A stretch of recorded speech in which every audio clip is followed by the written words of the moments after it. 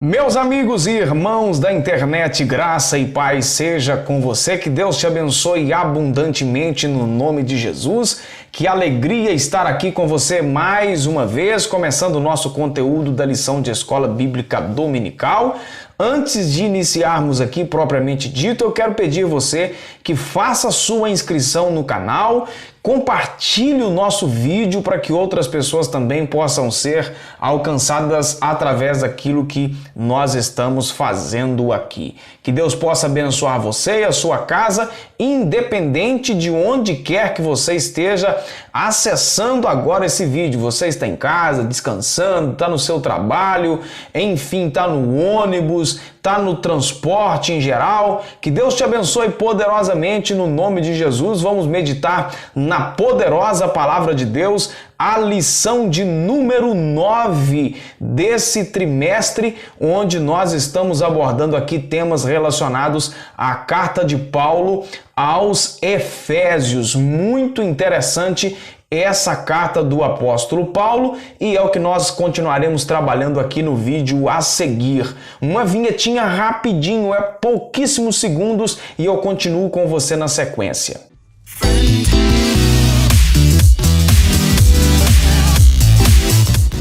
O mistério da unidade é revelado, é o tema desta lição. O texto áureo da lição é Efésios capítulo 3 e o versículo de número 5, que diz: o qual noutros séculos não foi manifestado aos filhos dos homens, como agora tem sido revelado pelo Espírito aos seus santos apóstolos e profetas. Por meio das Sagradas Escrituras, agora nós temos o conhecimento de um mistério que até no então não havia sido revelado, como o texto que o apóstolo Paulo escreve aqui, e o texto especificamente que nós estamos trabalhando é o capítulo 3 de Efésios, do versículo 1 até o versículo 33, esse mistério que não foi revelado anteriormente, que ficou oculto por todos os séculos, palavras do apóstolo Paulo, agora foi revelado aos apóstolos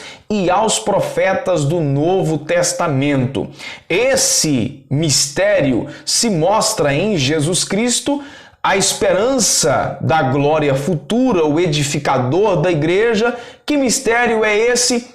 Já caminhando aqui, já para ser revelado a nós, né? Vamos já de cara aqui dizer que mistério é esse, que é a formação de um único povo composto de judeus e gentios. Essas lições fica assim um pouco repetitivo, porque a gente precisa trabalhar o texto assim em sequência e acaba voltando um pouco mais no assunto, não é, para ficar bem assim explicado. Então nós vimos na aula anterior a respeito dessa edificação e da formação de um povo em Cristo, judeus e gentios, e Paulo vai mais além, dizendo que isso ficou oculto por todos os séculos e agora foi revelado aos gentios e aos judeus a respeito dessa formação de um único povo através de Jesus Cristo. Através da sua morte houve uma junção aí de judeus e gentios. Então, basicamente, o assunto da nossa lição é esse, que o mistério que esteve oculto é, na verdade, a formação de um único povo composto de judeus e gentios. Essa é uma consequência natural da inimizade que havia entre judeus e gentios e que foi destruída pela obra redentora de Cristo Jesus, e que agora não há raça, não há cor, não há etnia, não há povo nenhum exclusivo. Agora todos são chamados para formar um único povo em torno de Cristo Jesus. Desde a eternidade, esse mistério esteve encoberto para ser revelado em um tempo oportuno oportuno. É o que nós estaremos trabalhando então basicamente nesta lição. A palavra mistério significa segredo ou doutrina secreta. Indica alguma verdade divina que esteve oculta e passou a ser conhecida. É o que está no capítulo 3 e o versículo também 3 da carta que nós estamos estudando, a carta de Paulo aos Efésios. Isso é o mesmo que dizer, então, que o cristianismo é uma verdade que esteve oculta por todo esse tempo, por muitos séculos, e que agora então foi desvendada em benefício de todos. Não quer dizer que no Antigo Testamento ou na Antiga Aliança ninguém tomara conhecimento acerca desse mistério, ou seja, da bênção de que os gentios também participariam. Eu falei aqui em algumas aulas anteriores, aí parece que 3 ou 4 aulas anteriores, que Deus providenciaria, obviamente, uma forma de alcançar os gentios caso, naquela pergunta, né, que muita gente faz, que se os judeus tivessem reconhecido a Jesus como Messias, como ficaria o restante do mundo? Da mesma maneira que acontecia no Antigo Testamento, quando um gentio, através do testemunho dos israelitas, se convertiam a Deus e eram salvos,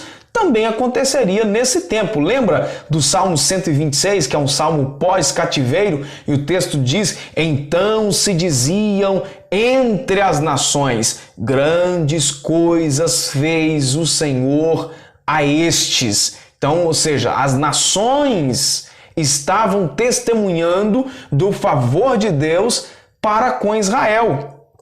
Aí o próprio israelita dizia: grandes coisas fez o Senhor por nós. Então havia sim uma certa revelação. As pessoas tinham certo conhecimento através daquilo que Israel mesmo propagava, testemunhava e anunciava. Os escritores do Antigo Testamento não apenas conheciam a respeito das bênçãos prometidas aos gentios, como eles fizeram menção delas. O texto de Gênesis 12, Gênesis 22, Isaías 11, Isaías 49, Isaías 54, Isaías 60 e por aí vai.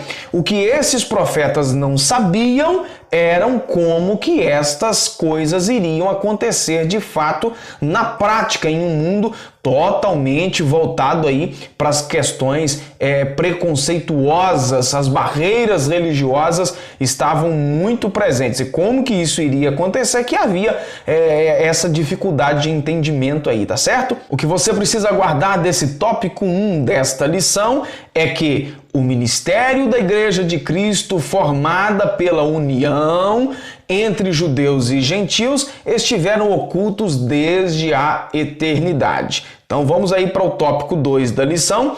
Ao fazer a abertura do capítulo 3 da carta aos Efésios, Paulo destaca a sua condição de prisioneiro. O processo de sua vocação, como ele mesmo disse, foi esse mistério manifesto pela revelação. Paulo deixa claro que não recebeu o seu apostolado de homem algum.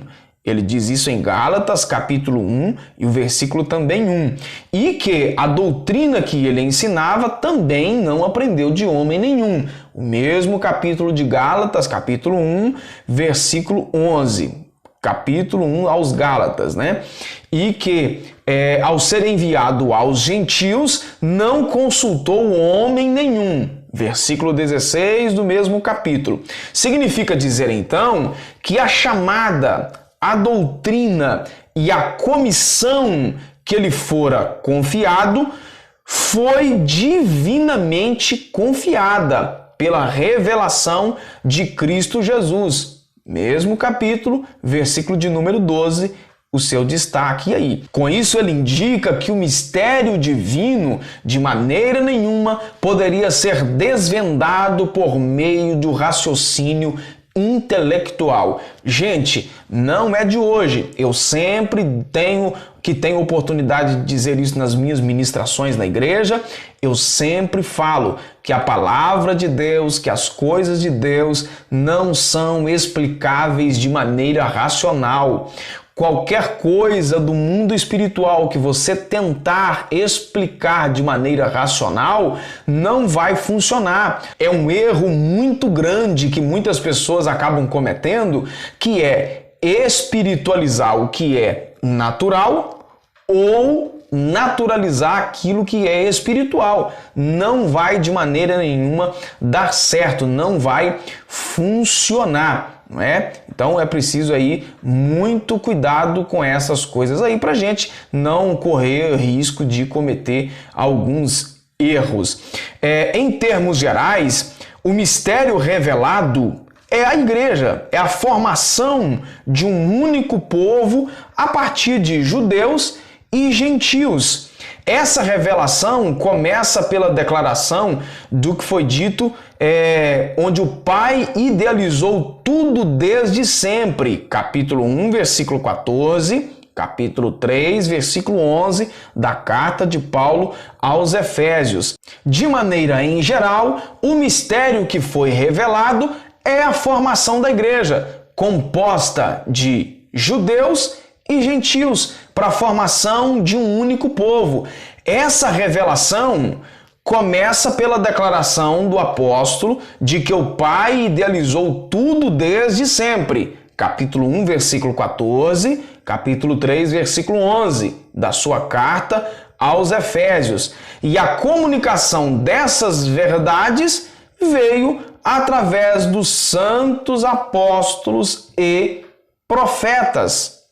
A igreja é a principal agência divina de divulgação desse mistério, a fim de unir todos os homens em um só povo por meio de Jesus. Aqui cai de novo numa coisa que eu sempre tenho dito. Um movimento no Brasil que muito cresceu nesses últimos anos, um movimento chamado de desigrejados. O que é isso? As pessoas acabam se identificando como evangélicas, como protestantes, mas elas não estão ligadas a igreja nenhuma. Elas não participam de uma comunidade, elas não participam de um lugar para congregar. Isso não interessa o nome, desde que esteja esse lugar pautado na palavra de Deus, aliançado na palavra de Deus, tendo Jesus como Salvador, a placa pouco importa. Mas é preciso congregar, é preciso você estar em um lugar para ser chamado de igreja. Ninguém consegue ser igreja sozinho, é o que eu tenho dito. A igreja é a principal propagadora desse mistério do evangelho. Então, gente, eu particularmente, não querendo aqui radicalizar nada, eu particularmente vejo muita dificuldade na salvação de alguém que não esteja vinculado a uma organização, não é? A uma igreja. E aqui eu não estou falando do CNPJ, não estou falando da placa denominacional, não. Estou falando da questão de estar juntos, na questão de compartilhar da fé, na questão de aprender juntos, de dividir as experiências, de ensinar, de comungar, de participar da ceia, de tolerar uns aos outros em amor. Nós precisamos disso. A vida cristã depende dessas coisas. E aí, como propagar um evangelho sem estar estabelecido em algum lugar? Veja que o protótipo da igreja primitiva, quando você vê logo no inicinho do livro de Atos dos Apóstolos, você vai ver que as pessoas estavam reunidas numa casa. Então não dá para ficar fora dessa questão de reunir. Eu congrego em casa, só eu mesmo participo ali. Isso, no meu entendimento, eu respeito a decisão das pessoas, mas eu tenho bastante dificuldade com isso.